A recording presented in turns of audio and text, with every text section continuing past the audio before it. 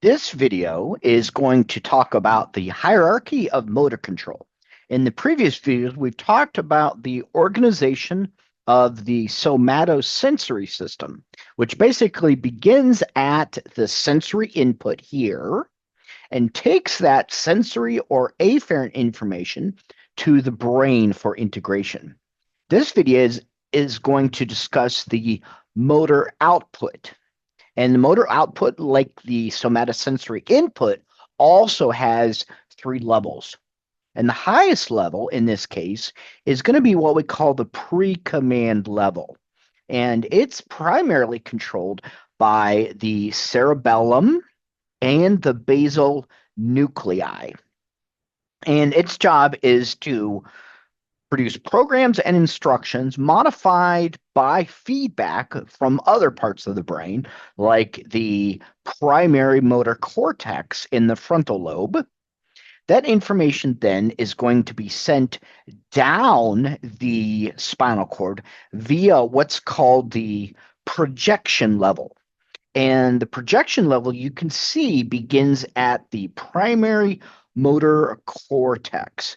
And remember from chapter 12, you learned that that was the pre-central gyrus, which is part of the frontal lobe. So that projection information is going to occur there, as well as brainstem nuclei, the reticular formation, and it conveys information to the spinal cord motor neurons and sends a copy of that information to higher levels. So that's the projection level. And you're not responsible for knowing the term pyramidal pathways. Then once that information reaches the bottom of the spinal cord, it's now at the segmental level. And the segmental level is going to include the spinal cord and what we call the central pattern generators, which sort of plays a role with basic reflexes. And basic reflexes occur if the pre-command level and the projection level don't really play a role. The information simply goes from the receptor to the spinal cord to the motor output. And we'll be seeing that on the next video. So in this video, we're going to go a little more deeply into these three levels. So here we're going to start at the bottom, which is the segmental level. It's the lowest level of the motor hierarchy, and it consists of these reflexes and automatic movements. So the segmental circuits, they activate networks of ventral horn neurons. And the ventral horn neurons means that it's a motor neuron, and it stimulates specific groups of muscles. So a central pattern generator is basically a circuit that controls locomotion and specific repeated motor activities. So it consists of inhibitory and excitatory neurons, which are responsible for patterns of movements, like the knee-jerk reflex that we're going to talk about in the next video. So this is the first level of the motor hierarchy. The second level is what includes cortical motor areas like the cortical spinal tract. And this begins at the pre-central gyrus, which remember is the primary motor cortex that you saw on the previous slide, the primary motor cortex. Also in the projection level are brainstem motor nuclei. Again, you don't need to know the term extrapyramidal, but it controls some of these basic reflexes as well. The last level is the pre-command level, and this would be the highest level. So the neurons here are going to be in the cerebellum and the basal nuclei. Some of those basal nuclei that you learned about were things that were like in the thalamus or the hypothalamus or in the midbrain. One example that I mentioned in a previous chapter was the substantia nigra which was in the midbrain. But some of these basal nuclei regulate motor activity. They'll precisely start or stop movements, coordinate movements with posture, block unwanted movements, and perform unconscious planning in advance of willed movements. So we have the cerebellum as well as the basal nuclei in these two areas.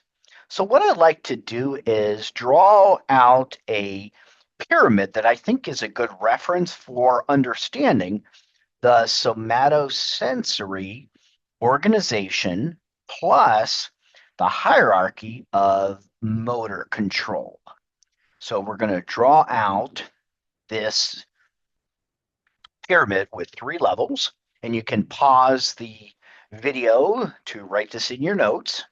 So basically, on the left-hand side of this pyramid, we're going to see the sensory, which is the afferent somatosensory system. And it has 3 different levels that we learned, and that's the receptor level, the circuit level, and then the perception level, when that information reaches the somatosensory cortex, which was in the parietal lobe, the post-central gyrus. So it's important that you know some of those, what goes in those different areas. For example, the receptor could be things like a chemoreceptor, proprioceptor, joint kinesthetic receptor, which is one example of that. And that typically goes into the spinal cord.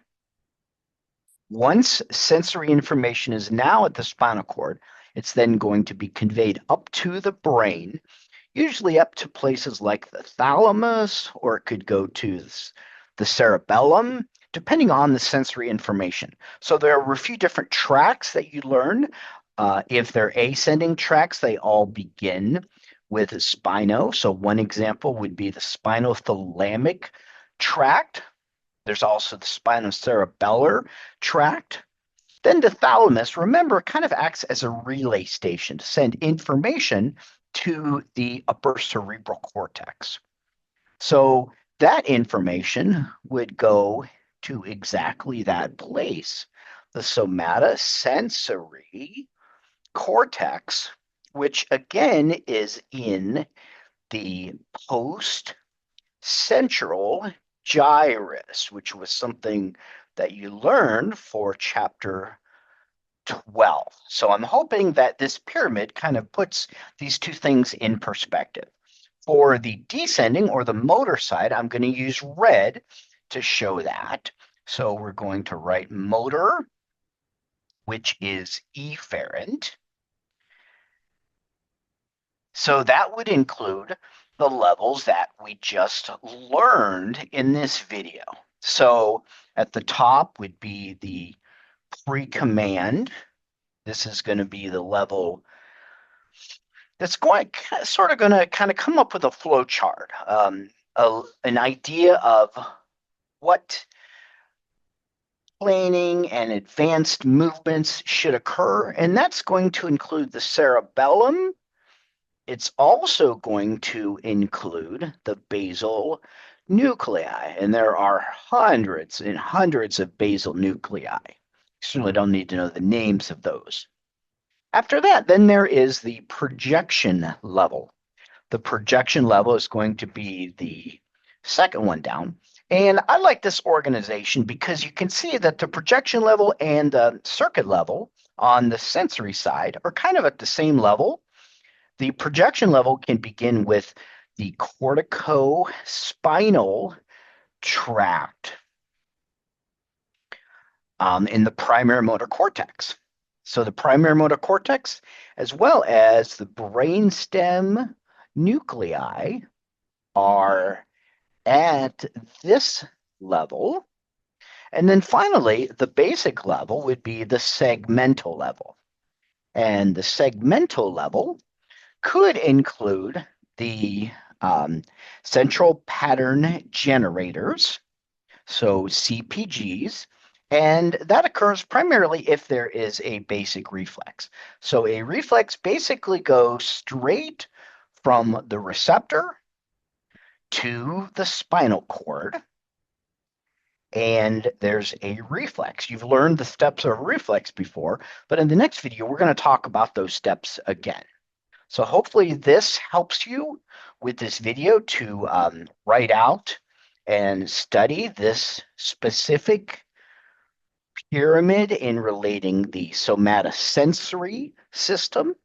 So the somatosensory organization is on the left of the pyramid, and on the right of the pyramid is the motor control hierarchy. But in essence, they're both working together at different points.